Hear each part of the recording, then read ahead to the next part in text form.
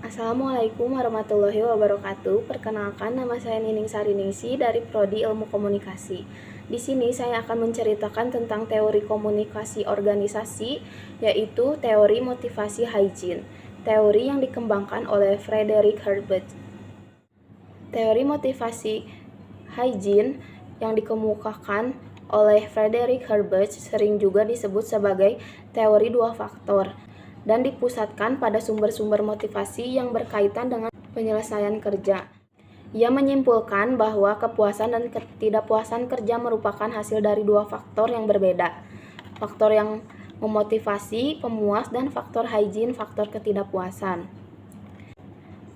Faktor yang memotivasi atau pemuas dan faktor hygiene, faktor ketidakpuasan, masing-masing meliputi pemuas 1. Prestasi, 2. Penghargaan, 3. Pekerjaan itu sendiri, 4. Tanggung jawab, 5. Kenaikan pangkat, 6. Perkembangan.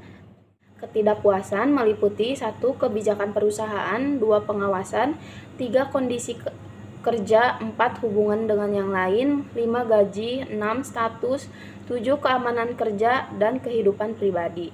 Frederick Herbert juga menggunakan istilah hygiene dalam pengertian yang berhubungan dengan medis, yaitu yang berfungsi menghilangkan berbagai resiko di lingkungan kerja. Ia juga mengidentifikasi dan membandingkan dinamika hygiene dan motivasi. Dinamika hygiene, dasar psikologis kebutuhan hygiene adalah menghindari resiko dari lingkungan kerja. 1. Sumber yang menimbulkan resiko jumlahnya tidak terbatas. 2. Perbaikan hygiene hanya berpengaruh jangka pendek. 3. Kebutuhan hygiene bersiklus secara alami. 4. Kebutuhan hygiene merupakan hal yang menentukan. 5. Tidak ada jawaban akhir untuk kebutuhan hygiene. Dinamika motivasi, dasar psikologis motivasi adalah kebutuhan perkembangan pribadi. 1. Yaitu daya pendorong atau motivator untuk kepuasan jumlahnya terbatas. 2. Perbaikan motivator berpengaruh jangka panjang. 3. Kebutuhan motivator tidak ada batasnya.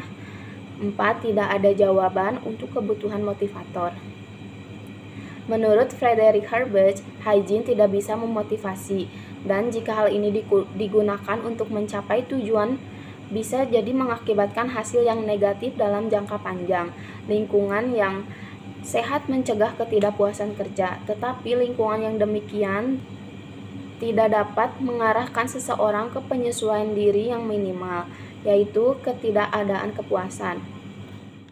Faktor hygiene selalu dan kemungkinan lebih mudah untuk diukur, dikendalikan, dan digerakkan daripada motivator.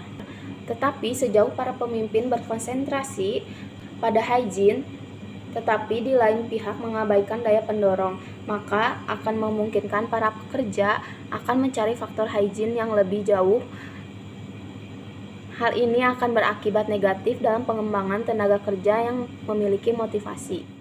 Kepuasan pekerjaan yang terbentuk dari dua sifat yang unipolar tidak unik, tetapi tetap menjadi konsep yang sulit untuk dipahami. Kebalikan dari kepuasan pekerjaan bukan ketidakpuasan pekerjaan, tetapi lebih pada tidak ada kepuasan dalam pekerjaan.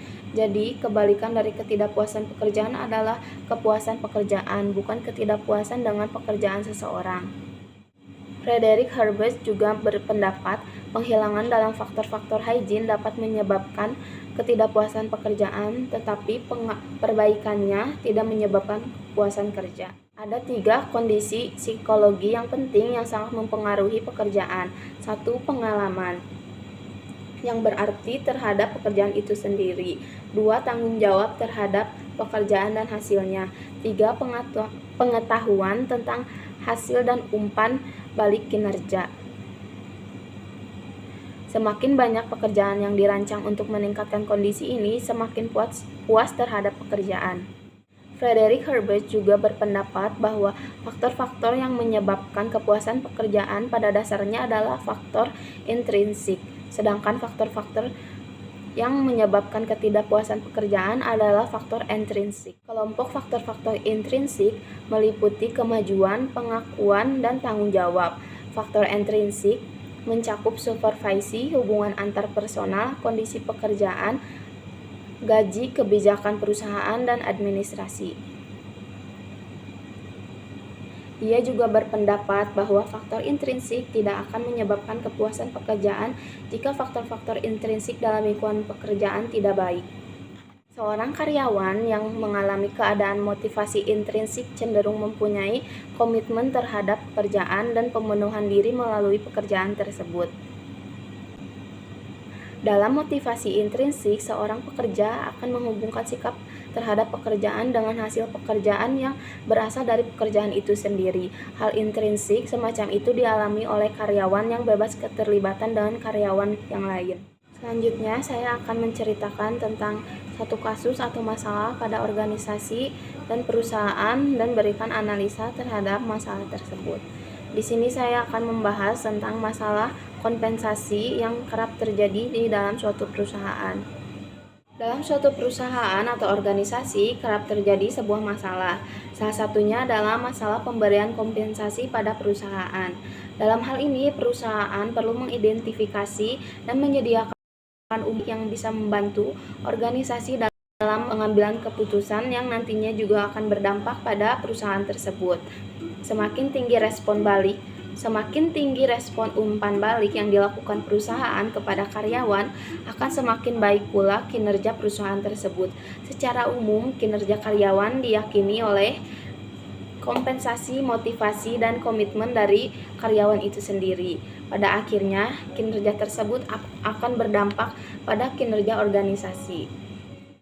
Sistem kompensasi yang memadai, terutama dalam hubungannya dengan motivasi kerja karyawan, seharusnya dimiliki oleh suatu perusahaan atau unit bisnis dengan ketidakpastian lingkungan yang lebih tinggi. Dengan adanya kompensasi yang memadai dan peningkatan motivasi yang dijalankan berhasil, maka seorang karyawan akan termotivasi dalam pelaksanaan pekerjaan yang dibebankan kepadanya dan berupaya mengatasi permasalahan yang terjadi. Tujuan pemberian kompensasi dalam suatu organisasi harus diatur sedemikian rupa sehingga membentuk sistem yang baik. Tujuan pemberian kompensasi meliputi memperoleh personil yang berkualifikasi, mempertahankan karyawan yang ada, menjamin keadilan, penghargaan atas kinerja karyawan, mengendalikan biaya, mengikuti aturan hukum. Demikian mengenai cerita tentang teori komunikasi organisasi dan masalah pada suatu perusahaan. Mohon maaf apabila ada salah kata. Wassalamualaikum warahmatullahi wabarakatuh.